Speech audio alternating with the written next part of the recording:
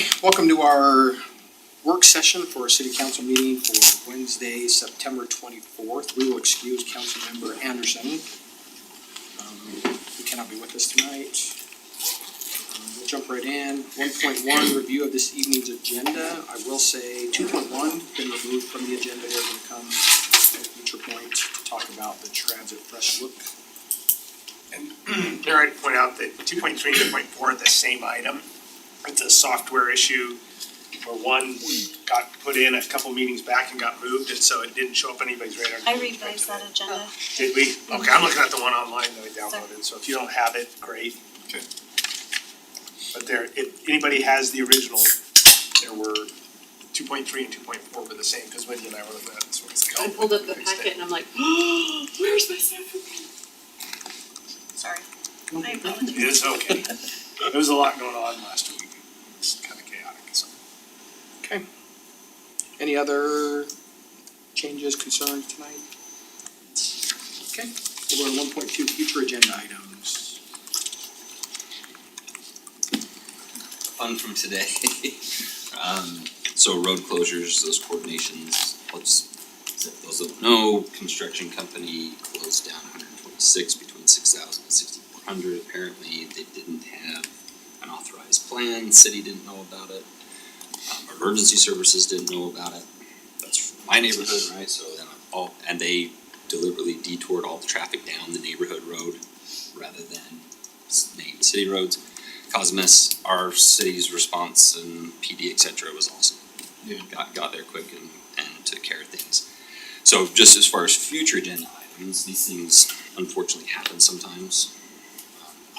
So whether, I don't know, that needs to be city council item, but obviously just a review of the process and how we can maybe help prevent it. If somebody decides to just unilaterally go do it on their own, I don't know how you prevent that, but what sort of consequences are there that we can hold over them so we don't get this, we're gonna ask for forgiveness rather than permission, sort of thing can cause a huge problem. Just a couple of quick anecdotes for me coming and going today. As my phone started blowing up from my neighbors saying, hey, what the heck is going on? We've got huge construction vehicles, like double long dump trucks hauling full of fill, hauling through the neighborhood. They're hitting the trees by the cemetery, ripping branches off, just hauling down there. They might have been going the speed limit. It sure doesn't seem like it when you've got heavy equipment like that. You've got kids going to school, walking routes, all that kind of stuff.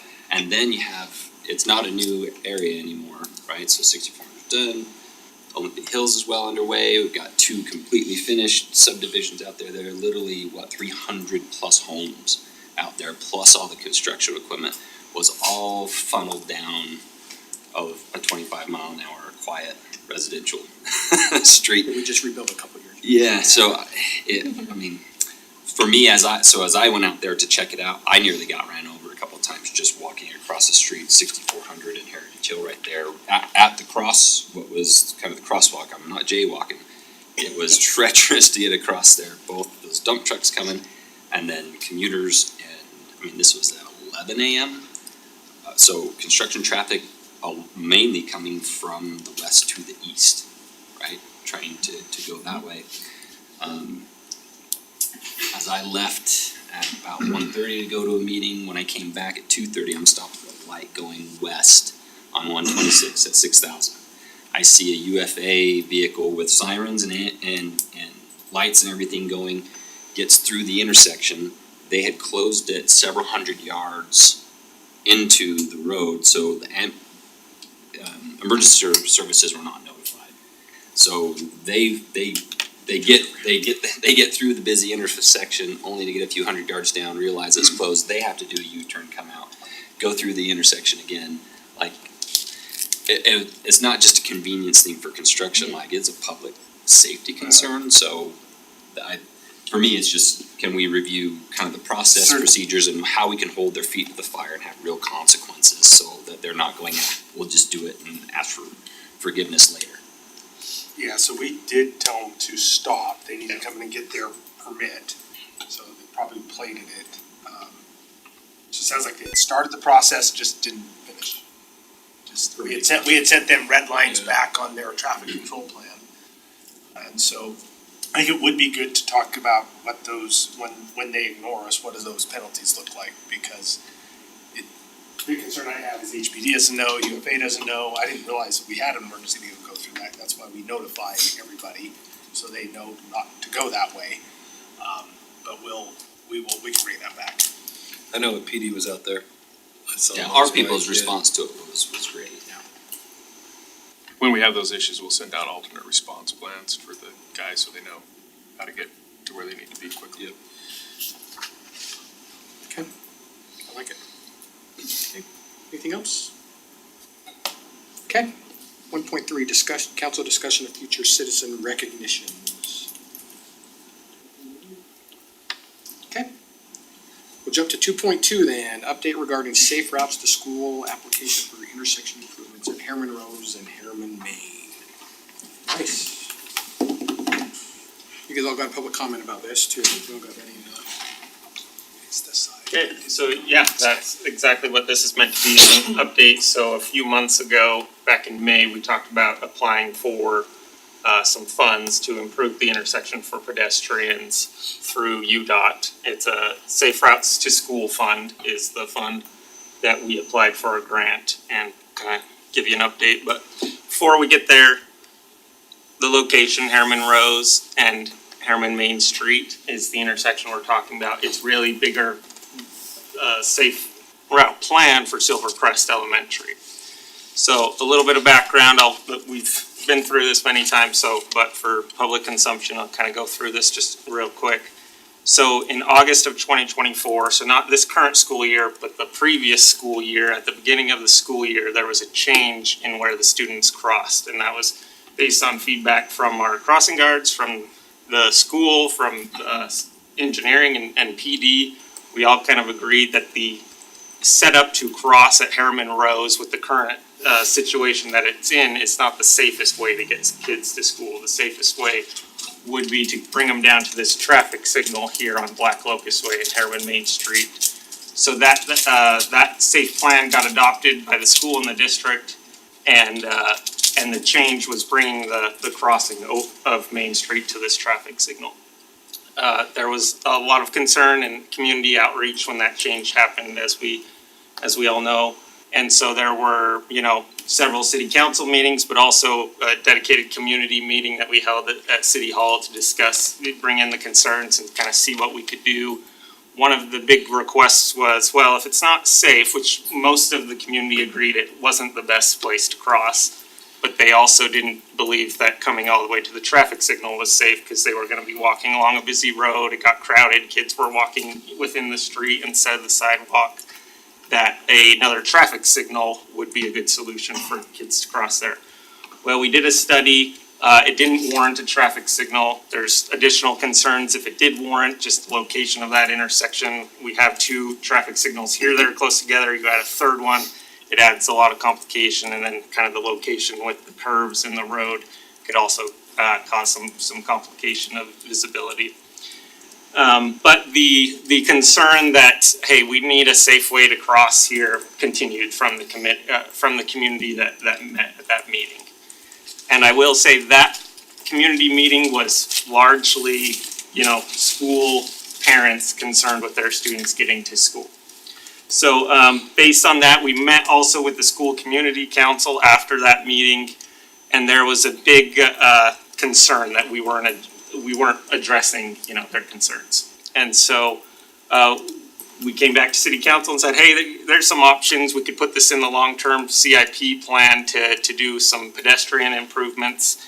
But it means that there may be some access limitations for the neighborhood if we do pedestrians, and kind of discuss how there's a balance. The more you protect pedestrians, you might limit some of the vehicle access to give them more protection. So then in May, we came to council to discuss applying to build some of these improvements through this fund. Honestly, anticipating that our costs were pretty high. Usually they don't award a project with this high of a dollar amount very often. They're usually more in the $200,000 range that they award. But we did find out a few weeks ago that UDOT had selected Herriman City to receive award for that grant in $602,000.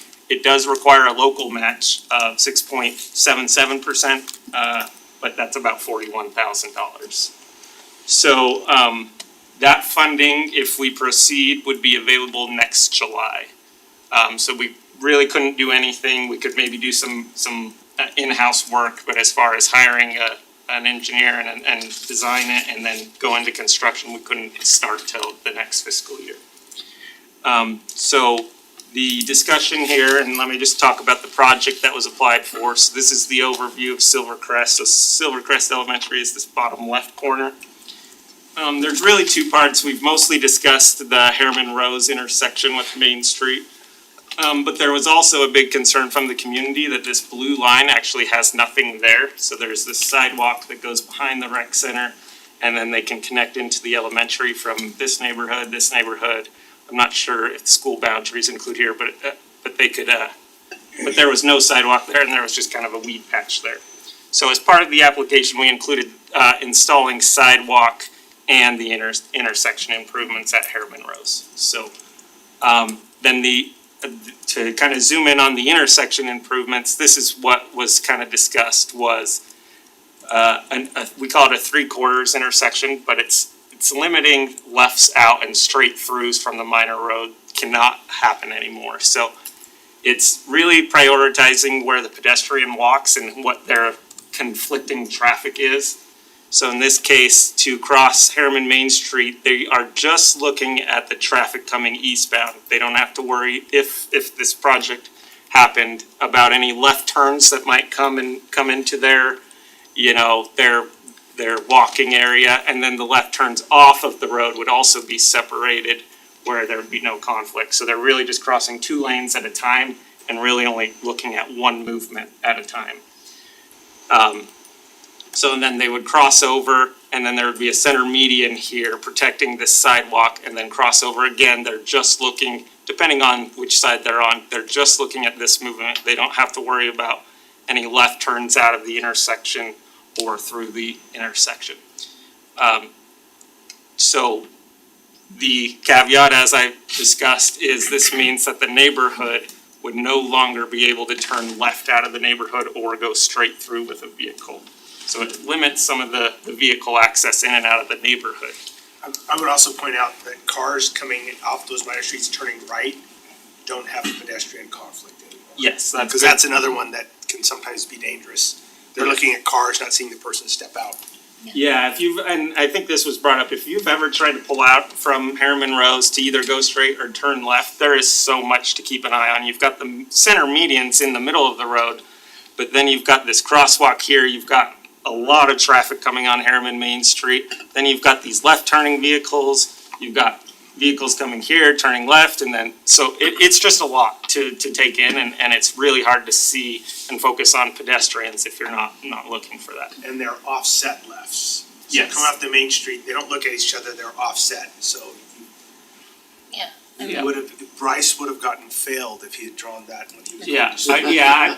Yeah, we won't go into that. I'm not sure why they were set up the way they were originally, but yeah, the offset lefts are also a concern for just the vehicles being able to see turning left, so. I think it's terrible to get in that. I hate it. So this would also fix that.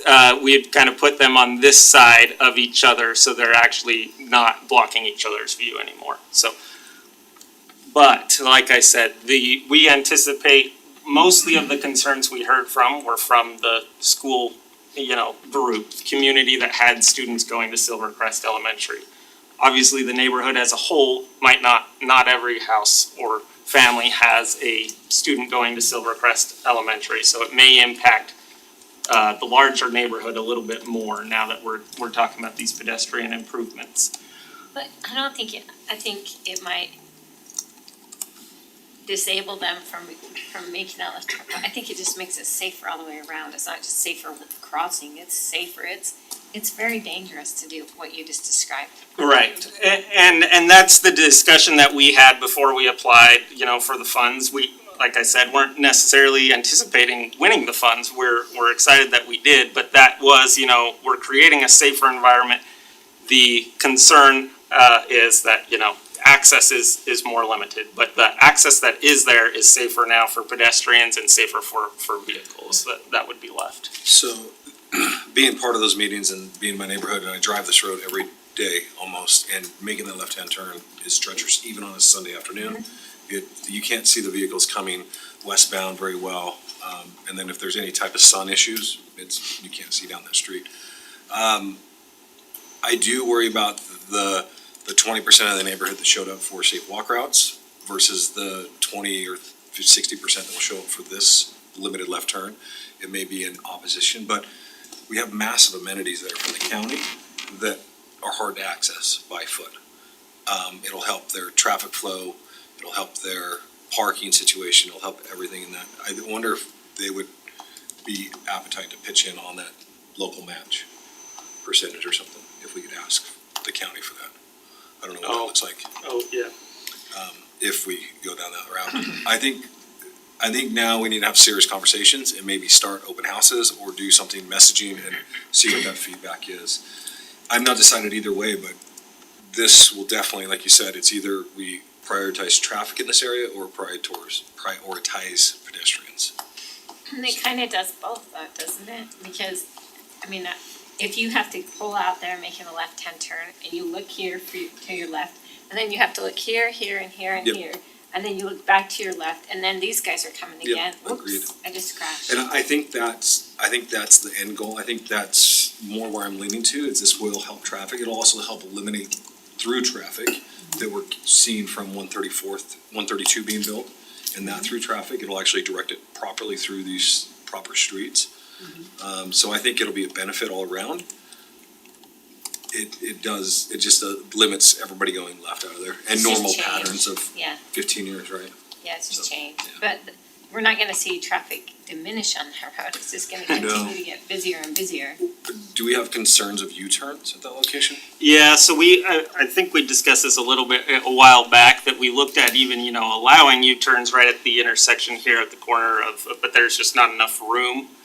So it currently actually has a no U-turn sign on the traffic signal arm. What about here in that left-hand lane? It's set over, so there's not a lot of room there, but I see them turning in that library and then backing out and turning around. Oh, That like, kinda- right, yeah. like this? Is And I that don't know what why mean? you would, because you can turn left up there at the other side of the intersection, but. Yeah, and I will say this is all concept design, so Yeah. we'll get into more signing details and what it would look like, spacing, buffers and all of that when we would So, get into full 'cause design. We were concerned at doing a U-turn at this light out here, just there's not enough room, we'd have to restrict it to, non-trucks. Yeah, really only passenger cars Smaller- have the smaller radius trucks. to make it work at this intersection. There is some hope, that you'd still have access in the future as this commercial site to the southeast of here. We are planning a connection from, there over to the U road. So what time and when that happens, who knows? But we are hoping to connect that road over to the U road here. You've seen the stubs out for it that go nowhere right now into a field. But they would be able to come to the signal and turn left at a signal in the future. But what that date is, who knows? The other left hand that I hate about this street right here is just the west, coming off of the school road, taking that left out of the school. Yeah, just That is- west of the school. That is treacherous too. And kids leave the area at that top row too, and walk home and cross on no crosswalks. Right. sometimes, so.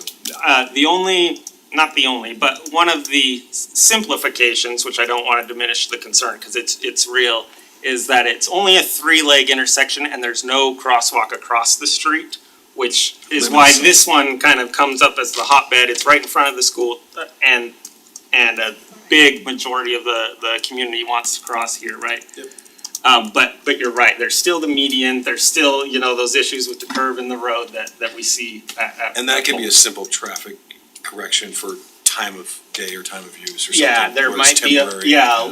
that you don't allow lefts during school drop-off time or something like that we could consider. Bryce, does this make this the safe walk route then? Is this, We would, I don't think that is determined yet. We would have to look at it and say, okay, does this make sense? I mean, if we're investing this much money, we would probably look at it and say, okay, everyone's Still gonna not. come here. If we're making it safe enough, that would be a consideration that we'd get with HPD, engineering, and the school community council and kind of evaluate it then. That's There's- gonna be my comment is that I think as you have these meetings, you need to be careful setting expectations as far as that goes, that this is making this dangerous crosswalk safer. It may still not be the safest option, cause you still have the same sightline problems, you still have all of those other traffic problems that you alleviate with having the safe crossing at the traffic signal. Is there any Just requirement, be careful how we message that. is there any Yeah. requirement or strings attached from the money from the Safe Walk funding? Not necessarily on how we use the improvements, like we wouldn't have to designate it as safe walk route the next year, after we install it. There are, it is federal funds which have some strings strings tied to it, separately, we gotta do an environmental, we've gotta hire, engineers to Was that do all a Endangered pool. animals. Cost structure? That Yeah. was- Okay, good. Yes, You've got 4 crossing, if I'm doing it, looking at it, you've got 4 crossing guards there. It will, Yeah. we'll have You're gonna have to to have 4 crossing guards there. Yeah, Yeah, that would be a messy crossing for, Well, it really would yes. not be great. You would Well, have, there's no stopping traffic though either, we still have the RFDs. Yeah. But But you'll have to have 1 across on the south, 1 there, 1 there'd on probably each. be one on each Right. side Yep, that would. and then 1 on the north, yep. you'll Yeah. have Yeah, so 4. you'd probably, It'd be I two. mean, I don't wanna speak for HPD, but generally, two, they you would have do one that for both. 2, yeah. Yeah.